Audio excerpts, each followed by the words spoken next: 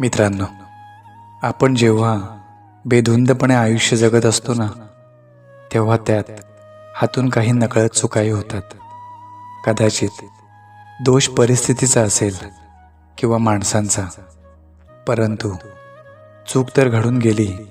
पण त्यानंतर आयुष्य कसं जगायचं असतं, हा सगळ्यात मोठा प्रश्न असतो. झालेली चूक तर बदलता येत नाही, पण भविष्याचा विचार तर करावाच लागतो. भूतकाळातल्या चुकांना किती दिवस कवटाळून बसायचं, त्यातून बाहेर पडणं तर गरजेचं असतं. पण आपण बाहेरून कितीही शांत राहिलो तरी मनात एक युद्ध चालू असतं, स्वतःविरुद्ध. पण ते सावरून भविष्याची वाट मात्र चालावीच लागते, नाहीतर समाज या जगण्याच्या शर्यतीत हरवल्याशिवाय राहत नाही. मग आधीच मनावरचं ओझं, त्यात आणि ही पराजयाची भावना.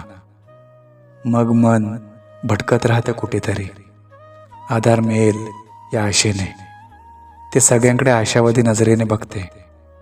कोणी सावरलं तर ठीक, नाहीतर मग परत एकदा तेच चक्रव्यूह उदासीनतेचं. या खोल गर्तेत जीवन कधी बाहेर येईल की नाही याची शंकाच.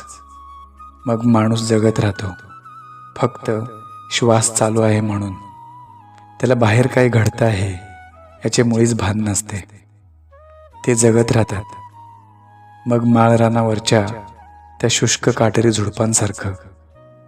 त्याच्याजवळ कोणीच फिरकत नसतं, कायम अलिप्त त्या निवडुंगासारखं.